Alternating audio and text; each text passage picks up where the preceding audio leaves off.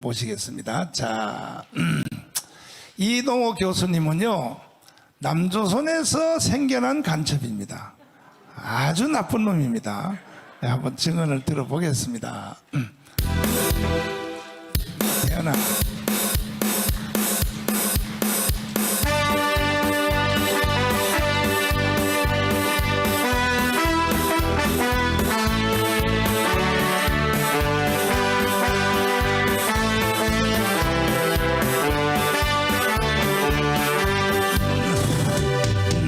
태어나 이강산에 군인이 되어 꽃 피고 눈 내리니 어느 30년 무엇을 하였느냐 무엇을 바라느냐 나 죽어 이강산에 시는 그만이지. 아하 다시 보고 흘러간 내 청춘 푸른옷에 실려간 꽃다운 이내 청춘 아들아 내 아들아 서러워 말라 너희들은 자랑스러운 군인의 아들이다 좋은 옷 입고프냐 만난 것 높으냐 아들아 말하라 우리 아들 너희로다 아하 다시 흘러간 내 청춘 푸른옷에 실려간 꽃다운 이내 청춘 내 평생 소원이 무엇이더냐 우리 손주 손목 잡고 금강산 구경일세 꽃피어 만발하고 활짝 피어나게 기다리고 기다리다 이내 청춘 다 간다 아 다시 한번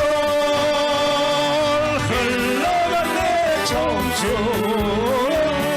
푸른옷에 실려간 꽃다운 이내 청춘 푸른 하늘 푸른 산 푸른 강물에 너넌 얼굴 흰 머리에 푸른 모자 걸어가네 무엇을 하였느냐 무엇을 바라느냐 우리 손주 손목 잡고 금강산 구경일세 아 다시 너도 흘러간 내 청춘 푸른옷에 실려간 꽃다운 이내 청춘 할렐루야 할아버지를 위해서 노래 한번 불러드렸습니다. 97세입니다. 97세. 이제 우리는 시간이 없어요. 빨리 우리가 자유마을 조직해서 자유통일 해야 돼요, 안 해야 돼요? 반드시 해내야 됩니다. 안 그러면 그동안에 국가를 위해서 생명을 바친 분들에 대하여 범죄 행위를 하는 겁니다. 이동호 교수님을 한번 모시고 자 박수하겠습니다. 몇 가지를 한번 물어보고 교수님 예. 다 아시지만은 연세대학 나오셨죠. 예. 그것도 또 무슨 신학대학을 또 나왔다고 떠들고 난리야. 예. 떠드는 게 아니고 거기 나오긴 사실입니다. 사실 신학대학 왜 갔어요? 목사 되려고 갔죠. 목사. 예. 목사 되려고 간 놈이 어떻게 하여 언더스 거래에 들어가가지고 세상에 한총련, 전대엽, 인종석, 이인영을 가르치는 수괴가 됐단 말이야. 예. 어떻게 유혹돼서 들어갔어요 거기에? 맨 처음에 들어가서 제가 배운 거는 이승만과 박정희에 대해서 박정희는 그 뭐 다나카 마사오인가라는 이름을 하면서 일제 관동군 장교였다. 그리고 이승만은 미제 얍잡이었다. 그리고 그 노무현이 말한 것처럼 대한민국은 정의가 실패하고 그리고 친일파 그리고 자본가 이들이 승리한 잘못된 뒤집힌 나라다라고 배웠어요. 자, 결국은 내가 왜 이 질문을 하냐면 이동우 교수하고 간첩하고 연결됐느냐 안 됐나 요걸 잡아내려고 지금 자꾸 뭐 물어보는 거예요. 간첩까지는 아니고 간첩 그러면 바로 밑단계. 이동우 교수님에게 그걸 가르치고 지시한 놈은 누구예요? 우리 그 위에가 예예예 우리 그 이제 저보다 윗선이 있었죠. 윗선이 예, 윗선이 있었죠. 누구야 그거? 그놈. 그 윗선으로 따라 올라가면 그거는 뭐 간첩하고 연결된 사람들. 자꾸 꼬리를 빼려고 윗선의 이름을 안 밝히려고 그러는데 좋아요. 그런데 그때 같이 동료들은 다 밝혔으니까 동료들은 뭐 같이 그때 활동했던 사람들이 누구예요 그러니까?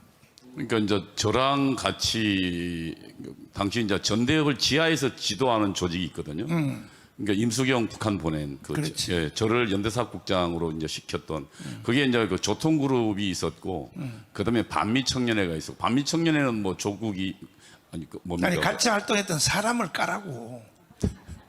꿈이라고 별명이 그랬는데 아. 연세대학교 화학과에 김병권이라는 친구가 있었습니다.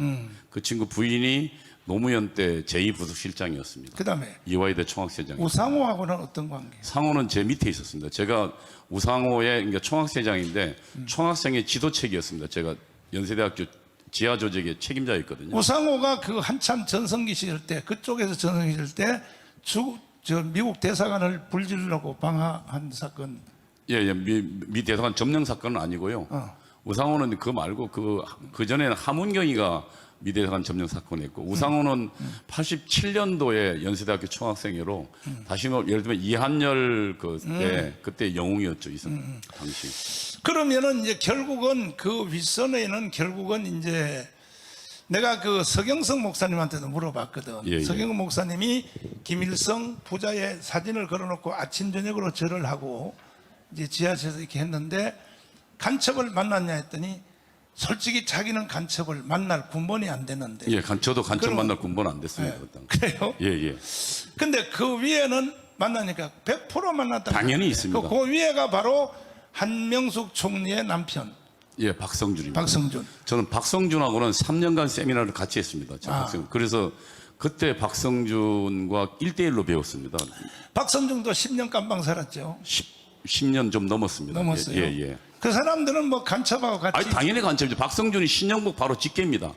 서울대 근데 경제학과 그 사람의 마누라가 바로 총리를 했으니. 그럼요. 한명숙 총리를 했으니. 간첩의 남편이 총리를 했으니. 그러니까 이제 목사님 그때 한명숙이 감옥 갈 때 수뢰 사건이거든요. 근데 당시 민주당 국회의원 거의 50명 이상이 거기에 간첩 그 감옥에 떴습니다. 그 이야기는 대한민국을 장악한 것은 통역당이거든요. 그렇지. 그러니까 통역당이 누굽니까? 그 박성준이고 아시지만 문재인 정권 때 인사수석, 인사비서관이 그 박성준이가 직접 장악했던 참여연대 소속 사람이었습니다. 그러니까 그렇지. 박성준이 인사를 쥐고 있었던 얘기입니다. 그러니까 문재인 정부 때 청와대 사람들은 뭐 박성준이 지도책이었습니다. 엄청난 사람들이 간첩이 다 들어가. 대한민국 수령이었다는 얘기를 저는 할 수 있습니다. 자, 근데 이 한명숙이가 총리할 때 나는 기도하는 사람이기 때문에 일반 사건도 예리하게 보거든요. 봤더니 마누라는 총리를 하면 총리가 경찰을 지휘하거든요. 그렇죠. 지휘하는데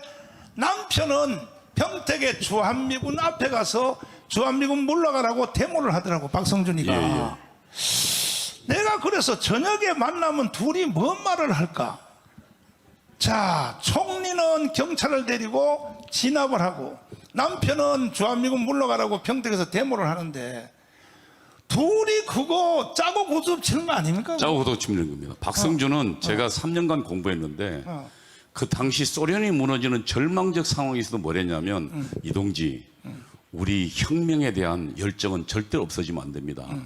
북한이 지금 어렵긴 하지만 그러나 이것을 듣고 위대한 수령의 지침에 따라서 주체혁명 기필코 이루어진다고 저한테 가르쳤거든요.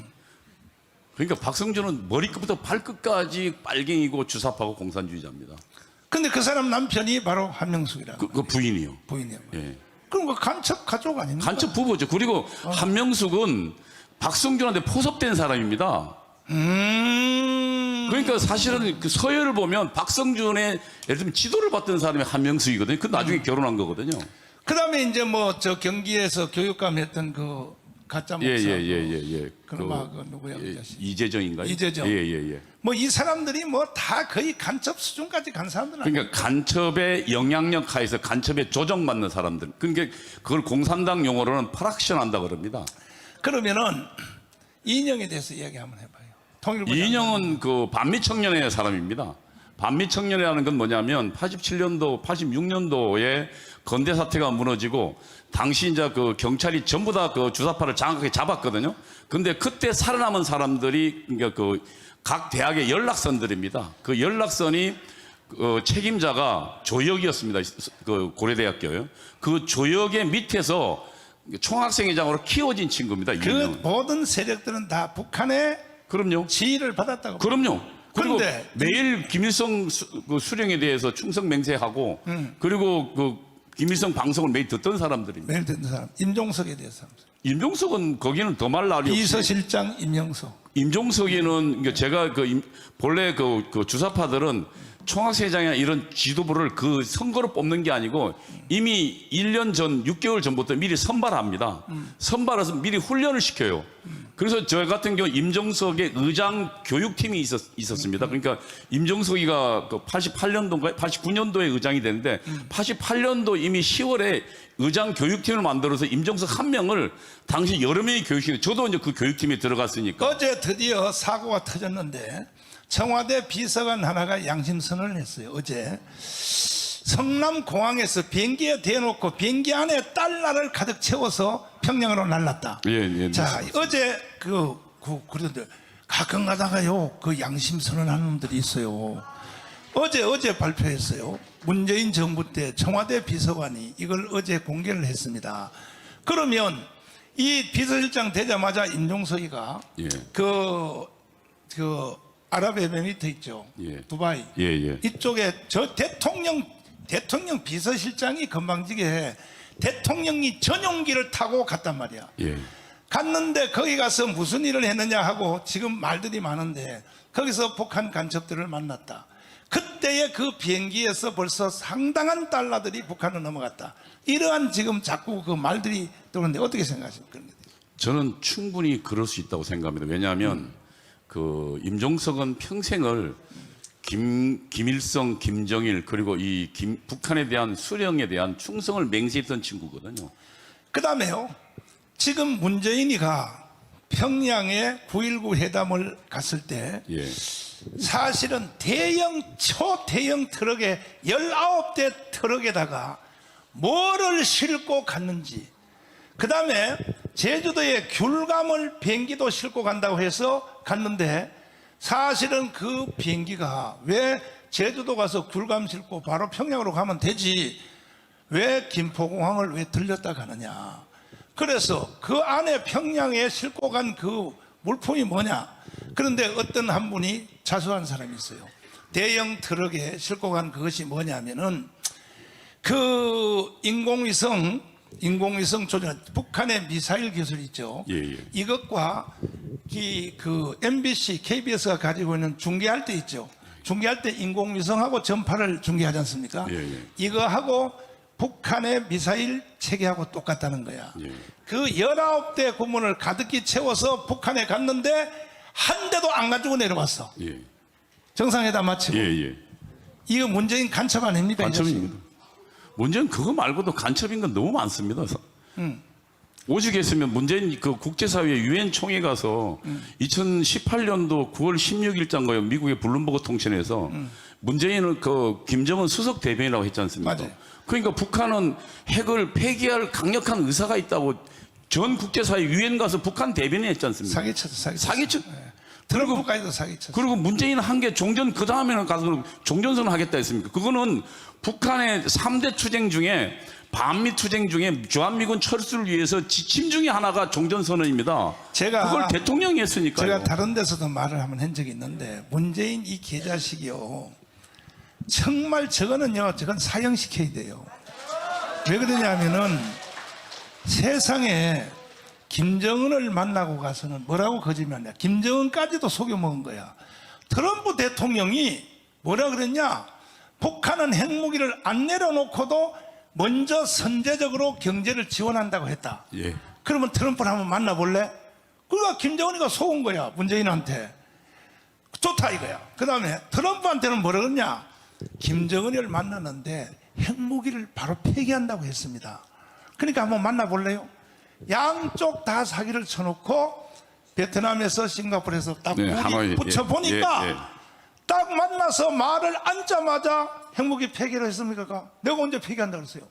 이래가지고 회담도 못하고 자리에서 일어나서 결렬됐거든요. 예, 하노이 회담. 이 사기를 친 놈이 바로 누굽니까? 문재인입니다. 그래서 문재인은 사형을 시켜야 되는 거야, 이 자식이. 이 자식이 말이야. 이제 맘대로 3분만 떠들고 내려가서 특별히 내가 한 가지 고향이 어디예요? 전 전북 정읍입니다. 정읍. 예. 드디어 고향에 왔어요. 예. 몇 살까지 살았어요 여기? 아니 전 뭐 태어나자마자 아버지가 이제 저 학교 선생인데 학교 초등학교 선생님이라서 예, 그래서 예. 경상도로 발령받아서 예. 그래서 부산말을 쓰는구만. 예, 그렇습니다. 왜 전라도 놈이 부산말을 쓰노? 아니 근데 거기 어릴 때 저거 태어나 보니까 이제 말 배우고 한참 이럴 때 저는 경상도에서 자랐으니까요. 그랬어요? 그래서 경상도 그러면 모처럼 오랜만에 원래 태어난 고향에 전라북도 왔으니까 이 전라북도 국민들이 착하기만 하다니까요. 착하기만 하지요. 멍청해가지고 간첩이 사기를 쳐도 그냥 아멘이요. 문재인이가 사기 쳐도 아멘이요. 너무 착해서 그러거든. 예. 고향 여기 분들에게 한마디 제대로 하시고 내려가세요. 존경하는 전북 도민 여러분 그리고 전주 시민 여러분, 저는 전직 주사파로서 제 책무는 주사파 그리고 문재인의 정체를 밝히는 것이라고 생각합니다. 몇 가지만 말씀드리겠습니다. 문재인은 간첩이 분명합니다. 문제는 하는 모든 행위가 그렇습니다. 우선 북한이 혁명 전략이 있습니다. 민족해방 민주주의 혁명론입니다. 1991년도에 정식화된 거고 그 전략은 지금도 유효합니다. 그 전략 중에 두 가지, 투쟁에서 전치 목표라고 북한 용어인데요. 투쟁에서 취득할 목표가 있습니다. 그 중에 보조, 혁명 가기 위한 징검다리가 있습니다. 그 징검다리가 민주연립정부 아닙니다. 민주연립정부란 문재인 정권을 지칭합니다. 내가 왜 문재인 정권이라면 정확하게 말씀드리면 우선 문재인 정권은 청와대를 장악한 전대협 주사파들과요, 정치 전대협 세력들과요, 그 다음에 민주노총을 장악한 세력들과 그리고 또 박성준이가 장악했던 시민단체 세력, 이 세력들이 3자가 연합해서 그래서 인사권은 참여연대를 비롯한 박선준 세력이 갖고요. 그리고 청와대 운영권은 전대협 주사파가 잡고 그 다음에 실질적인 힘은 민노총이 잡는 그런 3자 연립구도, 이것을 연립정부라고 합니다. 근데 그 연립정부의 역할에 대해서 정확하게 그 혁명론이 나옵니다. 뭐냐면 첫 번째, 파쇼 세력 해체입니다. 파쇼 세력이란 공산주의에 반대하고 주사파에 반대하는 보수주의 세력을 말합니다. 보수의 세력은 두 가지입니다. 하나는 정치 세력과 경제적 기반을 갖고 있는 경제 세력을 말합니다. 정치 세력이란 보수주의, 보수 정당과 보수 관료 공무원들을 말합니다. 문재인 정권 잡자마자 뭐 했습니까? 온 전 부서에, 그리고 방송, KBS, MBC, YTN까지 전부 적폐청산위원회를 만들었습니다. 여러분, 적폐청산위원회인가 파쇼 해체위원회를 만든 겁니다. 그리고 거기서 뭐 했습니까? 보수주의에 열심히 했던 사람들을 전부 애국자들을 쏙간했습니다. 그래서 그들을 전부 감옥 보내고 전부 다 그 자리에서 퇴출시켰습니다. 그 중에 우리가 아는 대통령 2명이 감옥 갔습니다. 박근혜 대통령과 그리고 이명박 대통령을 감옥 보냈고요. 당시 거기서 그리고 박근혜 대통령에서 철저히 일하던 국가정보원장, 여러분 국가정보원은 대한민국 정보를 책임지는 사람입니다. 이 3명 모두를 감옥 보냈습니다. 이것이 도대체 누구를 위한 일이라는, 이것은 북한의 지시가 아니면 절대로 가능하지 않은 일입니다. 문재인은 그 일을 앞장서서 해냈기 때문에 문재인은 그 대통령 자체가 북한의 혁명 전략을 수행한, 그리고 민주연립정부의 역할을 수행한 간첩이었다는 것을 저는 분명히 말할 수 있는 것입니다. 여러분, 다음으로 문재인 정부 때 또 뭐 했습니까? 우리 재벌들 전부 탄압하고 재벌들 전부 빼앗으려고 했습니다. 그러나 재벌들이 저항하면서 그것은 하지는 않았지만 여러분 아시다시피 삼성 이재용, 지금 대한민국 법인세 그 회사 하나가, 삼성전자 하나가 15% 20%를 우리나라 전체 법인들 세금을 담당하고 있습니다. 그 삼성전자를, 그 애국자인 이재용을 업어줘도 못할 판국에 그걸 2번 다 감옥 보냈습니다. 그게 북한의 혁명론이 나오고 북한 지령이 나옵니다. 그리고 나중에 그 2번째 민주연립정부 기능 중에 하나가 파쇼 세력 해체하고 2번째가 사회정치생활민주화인데 말은 그럴듯하지만 얘기 들면 혁명 기반을 조성하는 겁니다. 그래서 국가보안법 완전히 무력화됐습니다. 우리 아이들요 촛불하고 나와가지고 뭐 했습니까? 공산혁명이 답이라고 해도 누구도 감옥 안 보냈습니다. 그리고 또 그 다음에 감옥 들어간 이석기나 이슬을 애국자라고 해서 결국 석방시켰습니다. 그리고 여러분 마지막 남은 국가정보는 무력화됐고요, 경찰 무력화됐고, 마지막 군 정부기관 남아있는 보안사 해체시켜버렸습니다. 그리고 보안사에 30년간 간첩 잡는 걸 특정화했던 그런 사람들 전부 어디로 보내서 일선 부대로 다 보내버렸습니다. 이것이 문재인이 간첩이라는 확실한 증거입니다. 여러분, 저는 북한의 남조선 혁명의 앞잡이였던 문재인은 반드시 구속시켜야 한다고 생각합니다. 김대중 그리고 문재인으로 이어지는 대한민국의 북한의 혁명의 앞잡이들, 저는 적어도 전라도가 일어나야 이들을 뒤집을 수 있다고 생각합니다. 그들의 정체를 보다 분명히 알아야 됩니다. 한마디만 외치겠습니다. 남조선 혁명의 앞잡이 문재인을 구속하라! 구속하라! 구속하라! 감사합니다.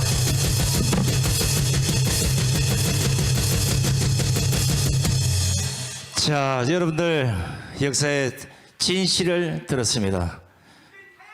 그 멋진 말씀해 주신 우리 정강호 목사님, 그리고 역사의 정언이 되신 우리 할아버지, 그리고 한때 주사파 두목이었던 우리 이동호 교수께 뜨거운 박수를 보내주시기 바랍니다.